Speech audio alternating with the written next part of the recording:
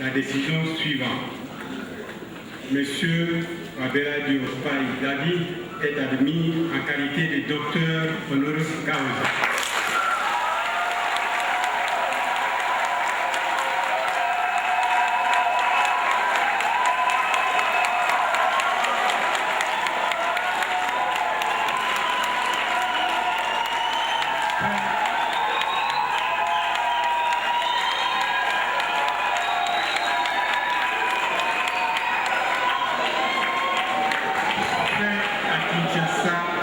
Le 21 décembre 2011, le président du jury, professeur Mimou Gaël, le secrétaire du jury, professeur Chimwanga Balibanga, les membres effectifs, le professeur Toronzoni, le professeur Birou Jean-Paul et le professeur Elma Pache. Je vous remercie.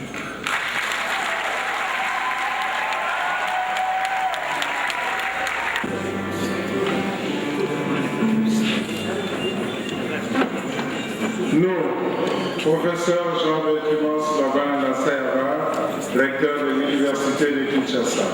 Attendu que toutes les prescriptions de l'ordonnance loi numéro 081 par 142 du 3 octobre 1981, tel que modifié à ces jours, et décernons à M.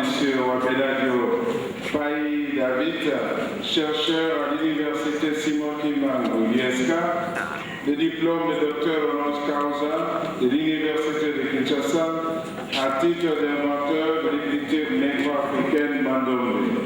En foi de quoi nous lui délivrons le présent diplôme et déclarons qu'il a la jouissance de tous les droits et avantages attachés au grade académique obtenu conformément à l'ordonnance loi précitée, fait à Kinshasa le 19 décembre 2011, le 21 décembre 2011, directeur de l'Université de Kinshasa, professeur Jean-Bertrand Laban Lasserra.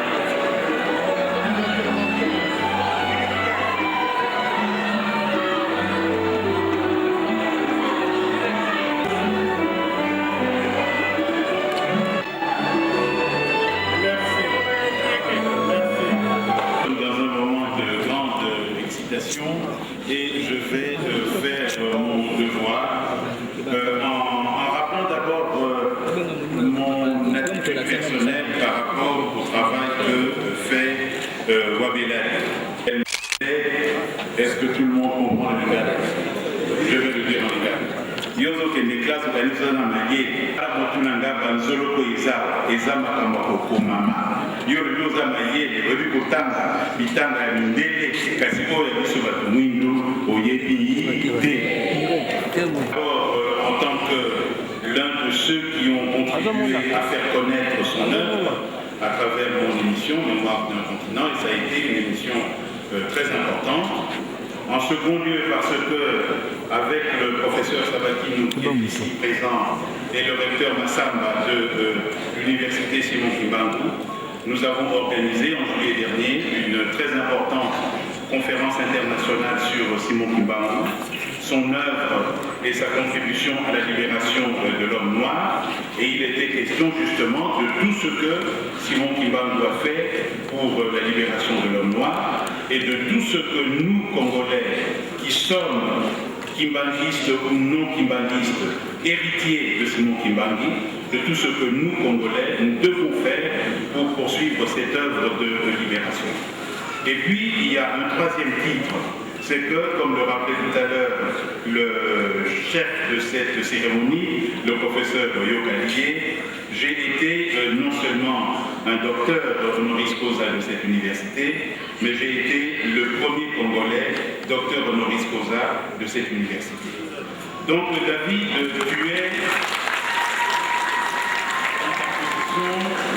tu es mon petit frère. Et dans cette ordre d'idée, j'ai le devoir de te dire un certain nombre de choses qui ne sont pas toutes agréables. Première chose, je dois te rappeler aux charges très lourdes que te confère en même temps que le titre, l'honneur que toutes les universités réunies ici ont décidé de t'accorder. Ce sont des charges qui relèvent de la déontologie et qui relèvent de l'épistémologie du savoir. Ton premier devoir est de produire, de défendre et d'illustrer sans cesse la production du savoir que tu as commencé à produire. Ce processus-là de production de savoir ne s'arrête jamais. Deuxième chose, tu dois avoir le culte d'une seule chose, la vérité. En troisième lieu, ton exigence doit être une exigence de l'excellence. Et la chose que tu haïras le plus sera le conformisme et la médiocrité. En troisième lieu, tu dois avoir la volonté et la capacité constamment mise en œuvre de promouvoir les connaissances, de diffuser ces connaissances, ce qui veut dire aussi que tu as un devoir d'utilité à la société qui t'a fait naître. C'est dire qu'aujourd'hui, tu commences une sorte d'apostolat. Et si je parle d'apostolat, ça n'est pas tout à fait par hasard. Cet apostolat implique pour toi d'abord une grande modestie, parce que tu n'es pas le premier, ni peut-être le dernier, à inventer une écriture, même parmi les négro-africains. Ton travail s'adosse sur une histoire longue dont mon collègue qui m'a précédé a rappelé la dernière péripétie. L'histoire de l'existence d'écriture dans notre pays, dont on ne connaît pas l'inventeur, l'histoire de l'invention d'écriture dans notre pays sous toutes les formes, et aussi l'histoire de tous ceux qui, ayant précédé, n'ont pas réussi, comme on dit en rugby, à transformer l'essai qu'ils avaient marqué. L'un des problèmes auxquels tu dois répondre et que tu dois résoudre dans cette université et pour cette université, c'est qu'est-ce que tu as fait exactement et qu'est-ce que cette écriture m'a donné. Est-ce une révélation ou est-ce une invention? Et comment l'invention s'arrime-t-elle à la révélation? Cela, je pense, tu dois nous le faire connaître, puisque nous savons que la science n'est jamais une affaire de révélation. La science est toujours le résultat du travail des savants, des hommes, jeunes et vieux. Comme en outre tu es jeune, il n'est pas fréquent que l'on soit docteur honoris causa à 55 ans. Tu es donc un jeune docteur honoris causa. Il est évident que tu dois aujourd'hui, à partir de cette invention, produire seul, avec des équipes, avec le soutien de nos pouvoirs, avec toutes sortes d'aides dont tu pourrais bénéficier, tu dois aller au-delà de cette invention. L'exemple a été donné tout à l'heure du sultan Bamoun Njoya qui, il n'y a pas si longtemps, avait créé cette écriture, et ce livre se trouve aujourd'hui dans un musée à Paris. Musée veut dire en fait, non pas le commencement d'une nouvelle vie, ça veut dire la fixation, l'enracinement dans la mort. Donc tu ne dois pas connaître ce sort. Or, dans le bulletin de liaison du Centre de l'écriture négro-africaine, le numéro 2 du 6 avril 2000, quelqu'un qui est un proche de toi et un admirateur écrit ceci. l'écriture Mandombe fait le rapprochement des peuples noirs en les libérant des cultures d'emprunt. L'élan culturel et scientifique déterminé par cette culture est un élan culturel et scientifique décisif pour le tournant historique des négro-africains. Ma question donc est celle-ci. Ce tournant est un tournant décisif. Ce tournant est un tournant que, avant nous, les savants, d'autres qui ne sont pas des savants, des hommes politiques, des religieux et d'autres encore, ont commencé à prendre ce tournant. Mais lorsque nous regardons où nous sommes dans ce tournant, et les dernières élections de notre pays le montrent, j'ai l'impression que nous sommes encore dans le virage, un virage long, trop long, interminable, dont il faut que nous sortions pour entrer dans la route droite qui permet d'avancer à vitesse soutenue. Et c'est là que intervient l'écriture que tu as inventée. Est-ce que nous serons capables de faire ce que d'autres ont fait? Que cette écriture serve effectivement à notre démarrage? Est-ce que nous serons capables de faire ce que l'islam arabe a fait avec le savoir philosophique, mathématique et littéraire des anciens Grecs? Est-ce que nous serons capables de faire ce que, plus près de nous, au XIXe siècle, le Japon du Meiji, avec son écriture et sa langue, a fait par rapport à l'Europe occidentale, au point d'être aujourd'hui une puissance plus importante que plusieurs pays d'Europe occidentale réunis? Est-ce que nous serons capables de faire ce que l'Inde a fait au début du siècle passé, 100 ans à peine, sous l'impulsion de Yabeshedi Tata et d'autres, à partir de son écriture et de sa langue, de s'approprier le savoir des autres, et maîtrisant sa culture, sa langue et son écriture, de réinventer ce savoir pour aller de l'avant? Est-ce que nous serons encore capables de faire ce qu'a fait la Chine de Mao Tse-tung, la Chine de Deng Xiaoping, pour à partir de cette écriture qu'on dit tellement compliquée, de s'approprier le savoir des autres, aussi bien des soviétiques communistes que du capitalisme occidental, pour devenir aujourd'hui l'une des premières et peut-être la première puissance mondiale? Il nous faut donc dépasser le seuil où tu te trouves, qui est le seuil de l'invention, avec le côté secret qui est de l'invention, avec ce côté de chapelle, de secte même, toi, tes amis, les élèves que tu as formés, pour sortir de l'invention et entrer dans l'innovation. C'est l'innovation, donc la transformation de l'écriture en objet, en produit, en savoir, en connaissance, qui nous permettront d'aller de l'avant et de faire que ce pays tienne le rôle qui est le sien, c'est-à-dire l'un des plus grands et l'un des plus beaux pays d'Afrique centrale et du monde tout court. Nous te faisons confiance sur tous ces points. C'est la raison pour laquelle nous t'avons désigné docteur honoris causa, mais t'ayant désigné docteur honoris causa, nous t'avons fait aussi prisonnier. Prisonnier de nos règles, prisonnier de nos exigences, et sache que nous te tenons à l'œil. Il ne faut pas que les espoirs que nous venons de mettre en toi soient rapidement éteints. Merci beaucoup.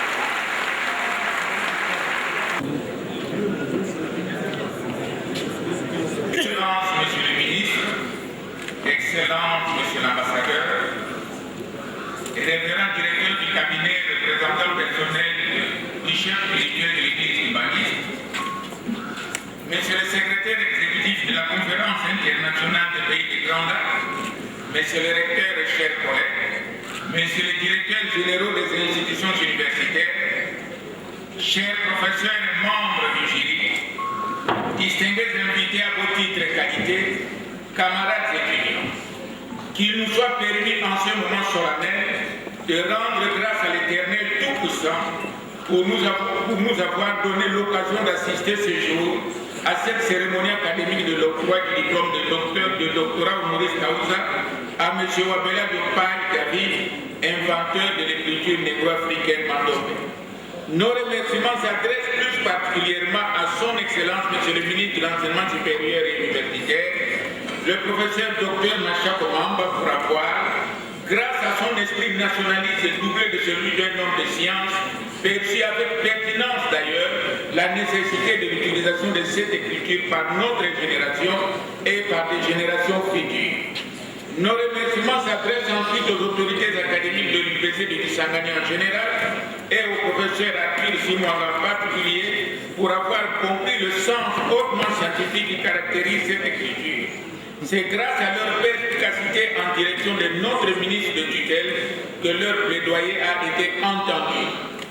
Nous ne pouvons pas rester insensibles à la volonté manifestée par l'Université de Kinshasa, par le biais de son recteur, le professeur Labana, qui a, sur instruction du ministre de l'Enseignement supérieur et universitaire, accepté la présidence de cette cérémonie. Nous tenons à remercier la délégation de l'Université de Lubumbashi, conduite par son recteur, pour participer à cette manifestation scientifique afin de soutenir l'inventeur dans sa recherche sur le mandoble. Nous ne serons pas complets si nous ne remercions pas toute l'assistance venue nombreuse dans cette salle, surtout ceux qui sont venus, qui se sont déplacés de l'intérieur du pays et de l'Europe pour venir assister à cette grande manifestation.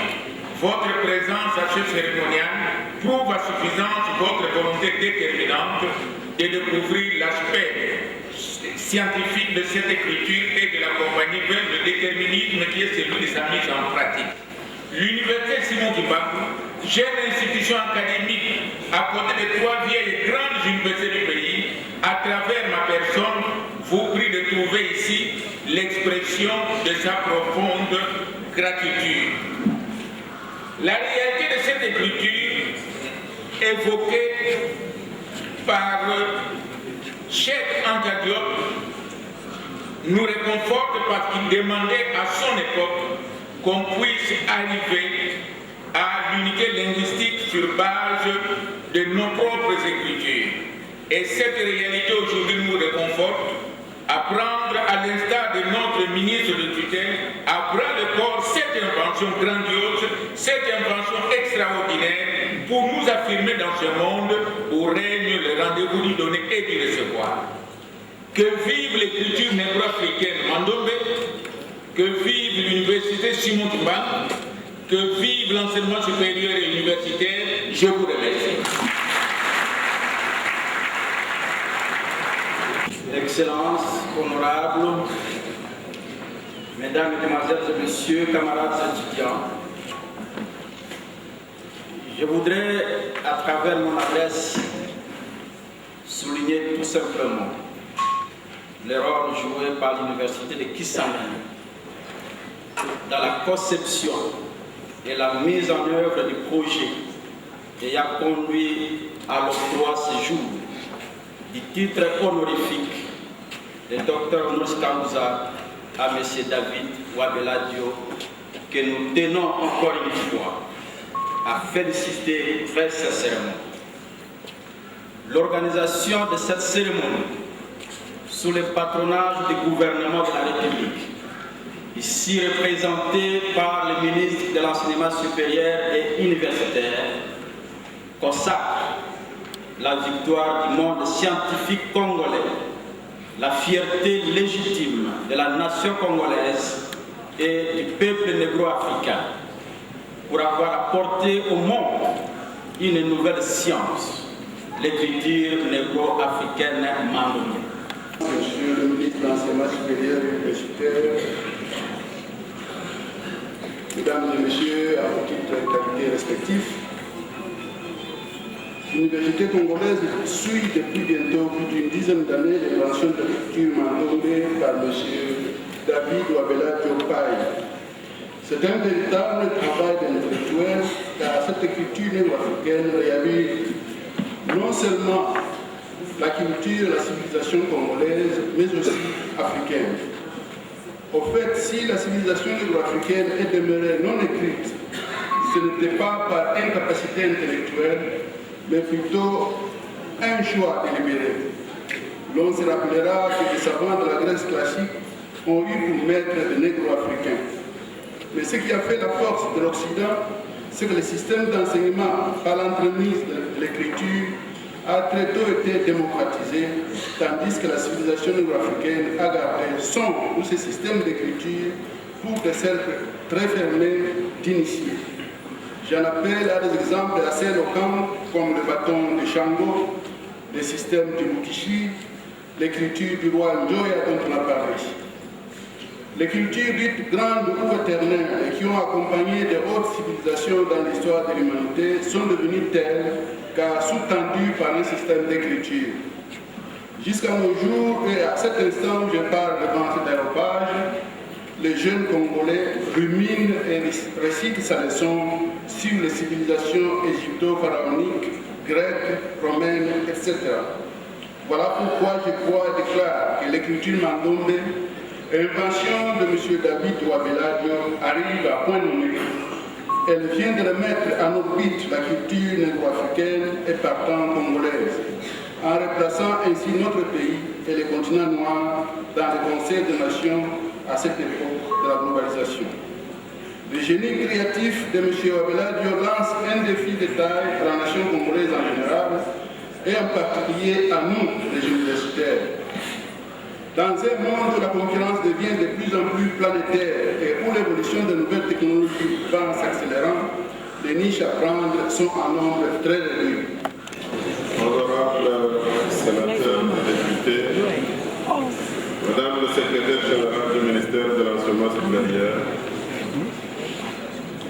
Monsieur le secrétaire exécutif de la Conférence internationale des pays des Grands Lacs, distingués professeurs venant d'Allemagne et venant de la France, je pense à Madame le professeur Elmar et le professeur Eli Kiambokolo, Monsieur le recteur de l'Université de Lubumbashi, président de la conférence, de l'ensemble des chefs d'établissement de l'enseignement supérieur universitaire de la République démocratique du Congo, Messieurs les recteurs, Messieurs les directeurs généraux, Mesdames et Messieurs les membres du comité de gestion, distingués invités, camarades étudiantes, camarades étudiants. La date du 21 décembre 2011 restera dans la vie de M. David Douabeladio d'une part et dans celle du secteur de l'enseignement supérieur et universitaire de la RDC d'autre part, comme un jour mémorable qui va être gravé en lettres d'or dans l'histoire scientifique de la République démocratique du Congo. En remontant dans la nuit des temps, l'histoire de notre pays est parsemée d'événements importants que nous n'avons pas toujours su exploiter à leur juste valeur. Mesdames et Messieurs, en 1971, dans cette même salle de promotion, j'étais jeune étudiant, mais j'ai eu l'insigne honneur d'écouter religieusement un aîné de bienheureuse mémoire, le grand professeur et savant sénégalais, Cheikh Anta Diop, nous parlant du haut de cette même tribune de l'antériorité de la civilisation négro-africaine et en démontrant les liens scientifiques incontestés avec la civilisation égyptienne des pharaons, avec leur expression qui était les plus visibles, les pyramides et l'hiéroglyphe.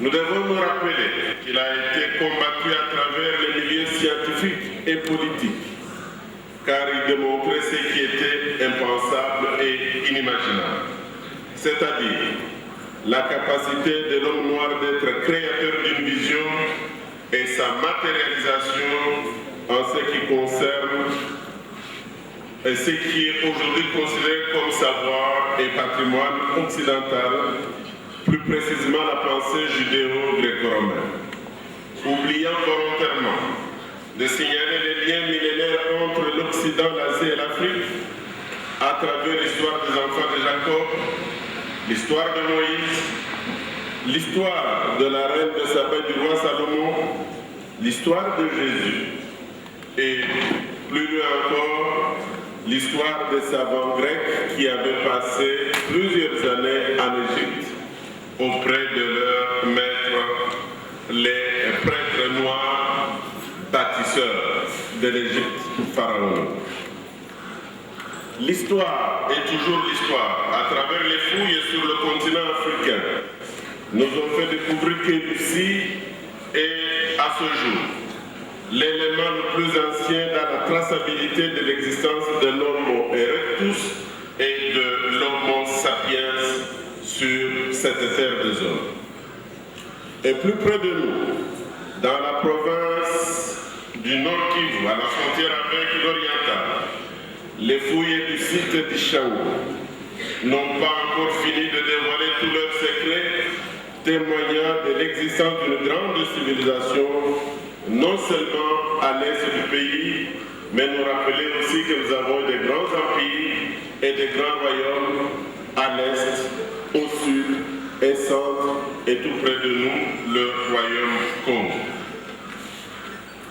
C'est pour cela qu'il est important que notre pays, qui est au cœur du continent africain, puisse s'enorgueillir de pouvoir compter aujourd'hui sur un digne fils du pays, M. David Ouébéla-Diop, qui nous montre que nous pouvons et nous devons continuer à croire au prophéties à la vision de nos héros nationaux. Le prophète Simon Kimbangu, qui prédisait que bientôt les Noirs seront des Blancs, c'est-à-dire seront capables de créer, d'organiser et de transmettre le savoir pour le bien de la communauté. Et celle de Patrice Emery Lumumba, apôtre du nationalisme et de l'unité nationale, et qui croyait beaucoup à l'unité africaine, qui a dit dans sa dernière lettre à sa chère épouse Pauline que l'histoire du Congo ne sera pas celle écrite à Bruxelles, Paris ou Washington, mais plutôt celle écrite au Congo par les Congolais. M. David Ouébéla-Diop est en train d'écrire une page importante de cette histoire du Congo. Et enfin, c'est la vision de José Laurent-Désiré Kabila dans l'hymne des opprimés, en insistant sur la nécessité et l'obligation de nous organiser et de nous prendre en charge, et surtout de ne jamais trahir le Congo. Je suis heureux de vous dire, toute ma fierté de savoir que M. David Ouébéla-Diop a été sollicité par au moins 5 pays étrangers, africains et européens, pour qu'ils puissent prendre la nationalité de leur pays. Mais il a dit, je ne désespère pas de mon pays. Un jour, mon pays reconnaîtra l'invention que j'ai eue et il a tenu à rester congolais. Je tiens à le souligner et à vous le faire connaître.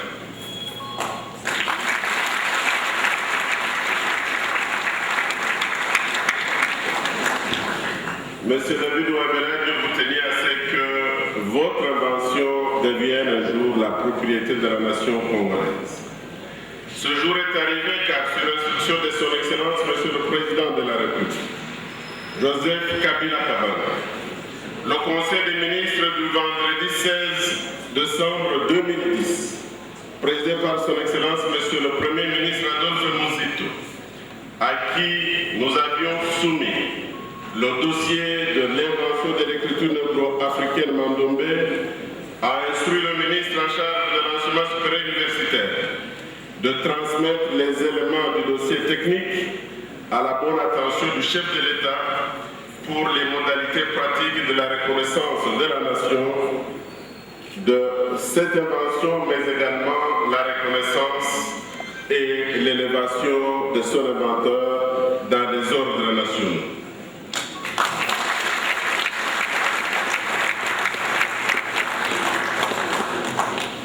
C'est ainsi que nous devons préparer ce dossier et nous avons formulé la demande. C'est non seulement votre entrée, acceptation dans les